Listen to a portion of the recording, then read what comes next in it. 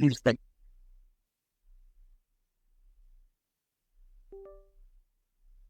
है, हम लोगों ने मार्च तक के करंट अफेयर्स कवर कर लिए हैं, है ना। अब हम आ जाते हैं अप्रैल 2024 के करंट अफेयर्स पे। सबसे पहले बात करेंगे पॉलिटी एंड गवर्नेंस। पहला टॉपिक आ जाता है फिजिकल फेडरलिज्म। यानी कि कुछ स्टेट्स भाई पहुंचे हैं हमारे सुप्रीम कोर्ट के पास सेंटर के खिलाफ कि भाई फाइनेंशियल जो रिसोर्सेज हैं वो सेंट्रल गवर्नमेंट के द्वारा तरीके से शेयर नहीं किए जा रहे। इसमें आ जाता है तमिलनाडु, केरल और कर्नाटक। ये प्योर पॉलिटी वाला टॉपिक है हमारा, है ना। उन्होंने बोला कि disaster relief fund, net borrowing selling ceiling limit और ड्रॉट रिलीफ जो है वो हमें प्रॉपर तरीके से नहीं मिल रही है। फिजिकल फेडरलिज्म होता क्या है ये हम पढ़ चुके हैं फाइनेंस कमीशन वाले पार्ट में। कॉन्स्टिट्यूशनल प्रोविजंस कौन से आते हैं जो इंडिया के फिजिकल फेडरलिज्म अरेंजमेंट को शो करते हैं। इश्यूज क्या आ रहा है सेंटर स्टेट और फाइनेंशियल रिलेशंस पे। और उसके बाद वे फॉरवर्ड क्या आ जाता है। इसको लेके हम एक ऐसे लिख सकते हैं। टॉपिक मैं आप लोगों को, जैसा मैंने बताया पिछली बार की तरह, टॉपिक मैं आप लोगों को बता दूंगा, ठीक है। पहला आ जाता है फिजिकल फेडरलिज्म, उसके बाद role of civil services in civil servants in governance. काफी सिंपल फॉरवर्ड भाई हमारा ऐसे है। इसको लेके तो हमें टॉपिक भी चेंज करने की जरूरत नहीं, ठीक है। तो ये भी आपका आ जाता है। वैसे आजकल सिविल सर्वेंट्स काफी ज्यादा लाइमलाइट में है रजत, ट्विटर देख रहे हो। यस सर, वो एक महाराष्ट्र की है ना। अब अरे तो महाराष्ट्र के साथ साथ और भी बहुत के कांड सामने आ रहे हैं। वो अभिषेक सिंह वाला, यूपी गेटर वाला। अभिषेक सिंह है, ये कोई खंडेल वाला है शायद, उनका हाँ। आ रहा है। और भी बहुत सारे हैं, मतलब कि फर्जी सर्टिफिकेट्स के अलावा जो बात मुझे आज तक समझ में नहीं आई वो मुझे ये समझ में नहीं आई कि आईएएस ऑफिसर्स को यूट्यूब चैनल्स और सोशल मीडिया चैनल्स बनाने की प्रोविजन क्यों दे दिया जाता है ना। आर्मी जैसा नहीं है ना सर, आर्मी में तो स्ट्रिक्ट रेगुलेशन है कि आप भाई सोशल मीडिया। आर्मी का तो होना भी नहीं चाहिए। देखो सिविल सर्वेंट्स जो है वो आपके जनता के बीच में रहते हैं, तो उनके प्रॉपर चैनल्स होने चाहिए। मतलब proper channels in the sense, जो मेरा मानना है तो गवर्नमेंट के थ्रू होना चाहिए, ना कि इनको कुछ पर्टिकुलर इनको खुद का ट्विटर वगैरह होना चाहिए। जो भी बंदा जिस भी पोस्ट पे जा रहा है, फॉर एग्जाम्पल कोई बंदा चीफ सेक्रेटरी बन रहा है, किसी इलाके का डीएम बन रहा है, तो अगर वो इस इलाके का डीएम बन रहा है तो डीएम का एक ऑफिशियल ट्विटर हैंडल होना चाहिए, है ना। उस ट्विटर हैंडल को उस डीएम का ऑफिस हैंडल करे, और डीएम के बिहाफ पर जो ट्वीट्स वगैरह है उस डीएम के होनी चाहिए, और मेरे ख्याल से होती भी है ना। लेकिन इसके अलावा जो इनकी पर्सनल प्रोफाइल्स बनी हुई है इस पर रेगुलेशन होना चाहिए कि भाई आपको पर्सनल प्रोफाइल्स वगैरह चलाने की इजाजत नहीं है जब तक आप सर्विस में हैं। और इनका क्या है कि इनकी आईएएस लॉबी बहुत ज्यादा स्ट्रांग है ना। इनकी आईएएस लॉबी बहुत ज्यादा स्ट्रांग है जो इनके हितों की सुरक्षा करके रखती है। सीधी सी बात कही जाए तो ये यूट्यूब चैनल्स भी चला सकते हैं। आप देखेंगे कि एक कोई मैंने पुलिस ऑफिसर देखे थे, वो ट्रैफिक का मतलब कि काम करते थे, ट्रैफिक चेकिंग वगैरह के। बंदे की यूनिफॉर्म पे कम से कम 8-10 माइक्स लगे हुए हैं अलग अलग। हाँ सर, वो ट्रैफिक। चश्मे वाले तो तुतलाते हैं, शायद नाम नहीं पता मुझे, नाम लूंगा नहीं मैं इनका। तुतलाता है बंदा, और वो 8-10 माइक लगे हुए हैं। और वो बंदा कैची क्लिक बेट्स डाल रहा है यूट्यूब पे कि भाई, मतलब कि ये तो मल्टीपल सोर्सेस ऑफ इनकम की वाली बात आ गई कि भाई आप यूट्यूब पे चला रहे हो, ये भी कर रहे हो, वो भी कर रहे हो। कोचिंग्स में इनके बराबर लेक्चर्स भी देने जा रहे हैं, ये भी करने जा रहे हैं, वो भी करने जा रहे हैं। यहाँ पर कोई बंदा रिकमेंड हो जाता है, उससे बोलते हैं कि चलो भाई इंटरव्यू ले लूँ तुम्हारा, तो वो डर जाता है कि भाई अकेडमी में सीनियर्स मेरी ले लेंगे। वो ऑर्डर कर देता है साफ साफ कि नहीं सर, अभी नहीं दे पाऊंगा। और सर्विस के दौरान तो वैसे ही नहीं दे पाते वो, बिल्कुल ठीक नहीं। है। यहाँ पर इतना वो चलता है। और यहाँ पर एक तरीके से देखा जाए तो भाई सिविल सर्वेंट्स तो बढ़िया चिल हो रहा है। लिबर्टी दे रखी है बहुत ज्यादा है। बहुत ज्यादा लिबर्टी दे रखी है, नहीं होना चाहिए। इसी के द्वारा तो लोगों में वो बिना मतलब का फैलता है। फलाने आईएएस का इंटरव्यू देख लीजिए, उन्होंने ये कहा, उन्होंने वो कहा, फलाना कहा, ठिकाना कहा, काटा जा रहा है लोगों का। हम्म। चलो, ये हमारा वो सीजी आ जाता है role of civil servants in governance, ठीक। उसके बाद आते हैं EVM VVPAT in Association for Democratic Reforms versus Election Commission of India and another. Supreme court ने उनकी जो रिक्वेस्ट थी उसको कर दिया खारिज। हाँ, ये आया था भाई हमारा। इस जजमेंट के हाइलाइट्स को नहीं, ये करंट अफेयर्स में पढ़ना, ठीक है। इसको करंट अफेयर्स में करना। Rights of person with disabilities RPWD act 2016। तो भाई इस PWDs क्या आ जाते हैं, के की प्रोविजंस क्या हैं, राइट्स के बारे में क्या है, बिल्कुल। Social security and all rehabilitation initiative way forward. इसको लेके भाई हम एक बढ़िया सी रिपोर्ट लिख सकते हैं, ठीक है। इसको लेके एक रिपोर्ट लिखेंगे, आगे बढ़ते हैं। आज शाम को मैं सारे टॉपिक्स आप लोगों को दे दूंगा। Street vendors protection of livelihood and regulation of street vending act 2014। Current affairs का टॉपिक। स्वानिधि है ना ये तो, स्कीम स्वानिधि स्कीम। क्या स्वामित्व स्कीम कहा जाता है, हाँ, करंट अफेयर्स का टॉपिक है, ठीक है। उसके बाद आगे आएंगे national human rights commission NHRC, United Nations linked Global Alliance of National Human Rights Institutions country deferred the accreditation of the NHRCI for the second year in a row, यानी कि इनको एक्रीडेशन अभी तक नहीं दिया है, ये भी छोड़ दीजिए, करंट अफेयर्स वाला है। हर साल हम ट्राई करते हैं और हर साल में नहीं मिल पाता। Election commission introduces home voting, criminalisation of politics, ये सब तो शॉर्ट वाले आ जाते हैं, ये तो आपके करंट अफेयर्स की शीट में आएंगे।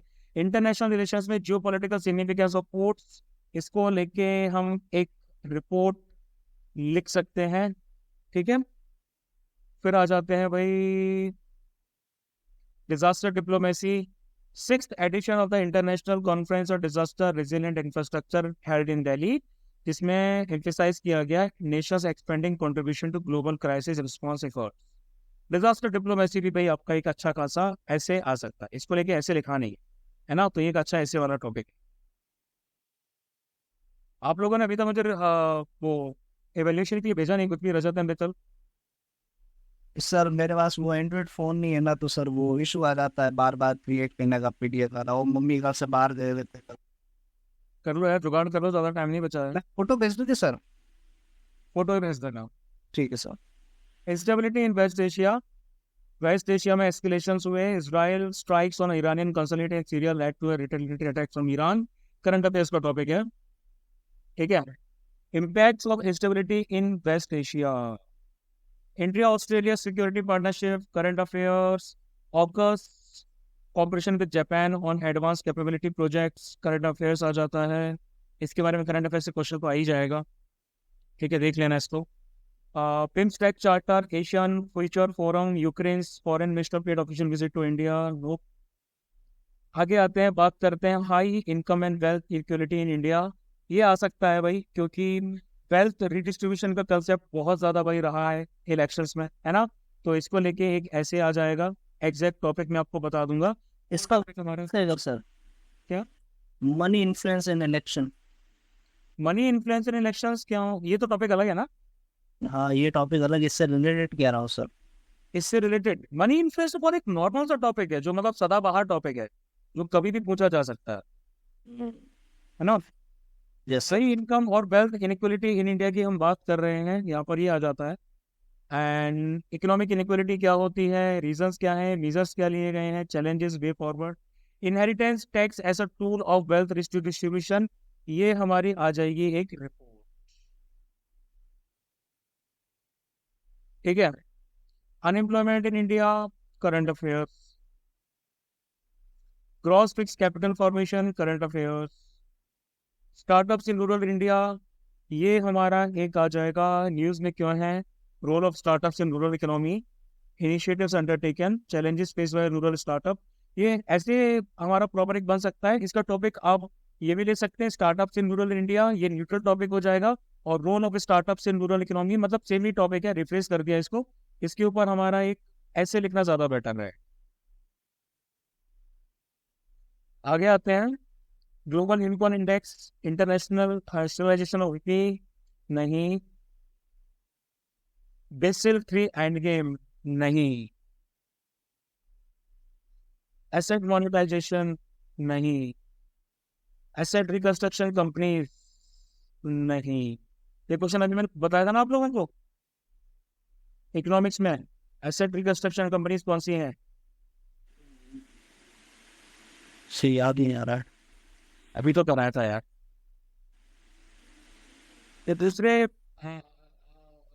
छोड़ो, दूसरे बैंक्स का जो NPS वगैरह एब्जॉर्ब कर लेते हैं, याद करो। अच्छा एडवांस प्राइसिंग एग्रीमेंट्स रहने दीजिए, financing for sustainable development report नहीं, सेटलमेंट साइकिल भी नहीं, कंज्यूमर कॉन्फिडेंस सर्वे भी नहीं, insurance regulatory and development authority of India RDI नहीं, प्रधानमंत्री फसल बीमा योजना भी नहीं आएगी, न्यूज एंड शॉर्ट्स तो भाई बिल्कुल नहीं आएंगे भाई, हमारे चीज़ें बहुत टेक्निकल होती जा रही हैं एग्जाम्स में। Yes sir. India's defence exports, India's defence exports पे नहीं है, करंट अफेयर, उसमें करंट अफेयर्स नहीं आएगा।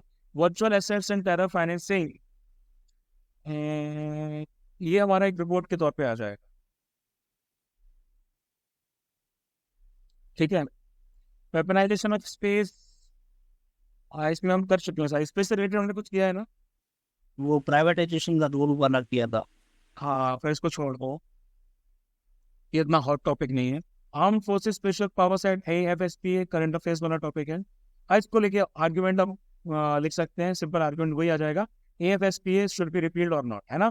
तो ये एक आर्ग्यूमेंट हमारा जो है वो ये सर 3 साल से मैं पढ़ के जा रहा हूँ, आज तक नहीं है। करके जाओ, कोई दिक्कत नहीं है, फिर भी आ सकता है कभी भी। न्यूज एंड शॉर्ट्स तो छोड़ ही दीजिए। ठीक है।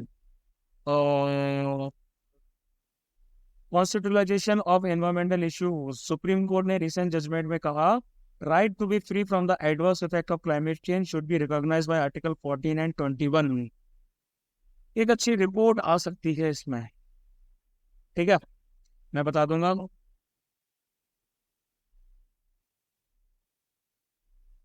Protection of great Indian bustard, नहीं।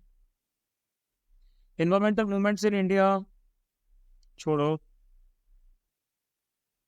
Sustainable finance for tiger landscape, no. E waste, नहीं। मिलेट्स यानी कि मोटा अनाज, जी तो एग्रीकल्चर में कवर कर चुके हैं हम। वेस्ट फ्लो भी रहने दीजिए। न्यूज इन शॉर्ट्स तो कुछ खास नहीं है इसमें। ठीक है, आगे बढ़ेंगे तो फिर हमें मिल जाएगा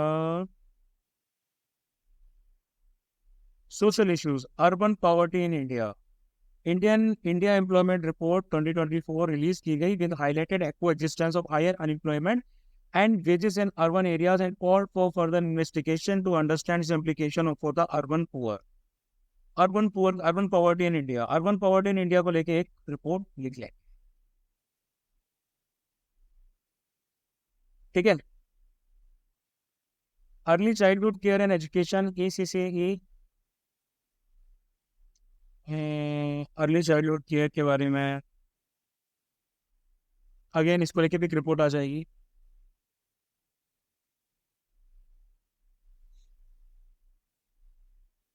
ऑर्गन ट्रांसप्लांटेशन, नहीं, रहने दीजिए।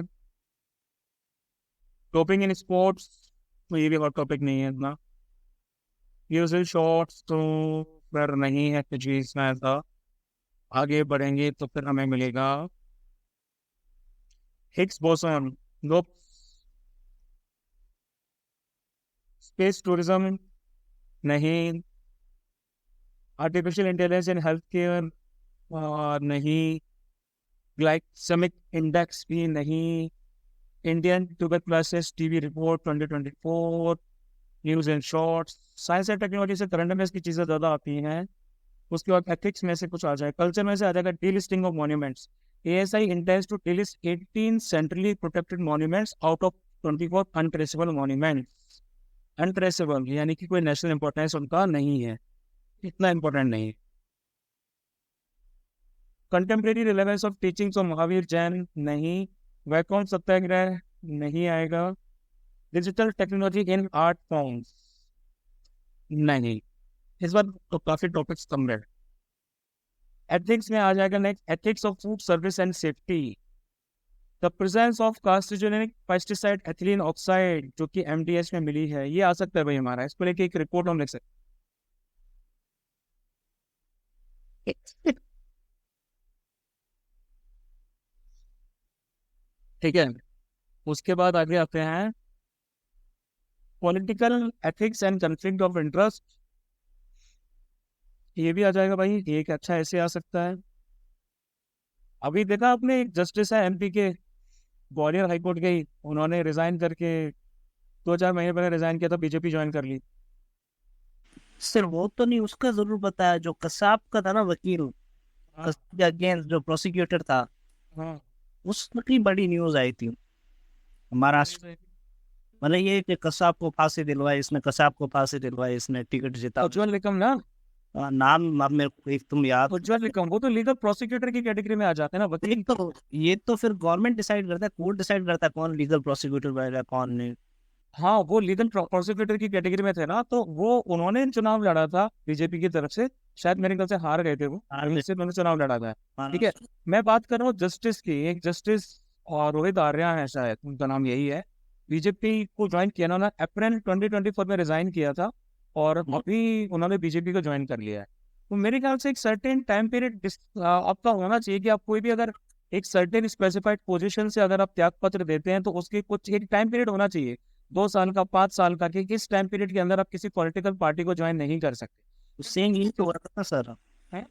फॉर्मर सीजीआई थे ना रंजन गोगोई, हाँ। उन्होंने भी तो यही किया था, रिटायर्ड होते ही 1 महीने के अंदर राज्यसभा ज्वाइन कर ली थी। हाँ, तो उससे क्या लगता है, उससे एक आपका मैसेज जाता है कि भाई कहीं ना कहीं आपका जो कन्फ्लिक्ट ऑफ इंटरेस्ट है, मतलब एथिक्स वाली चीज आ जाती है कि भाई कन्फ्लिक्ट ऑफ इंटरेस्ट वाली चीज आ जाती है ना।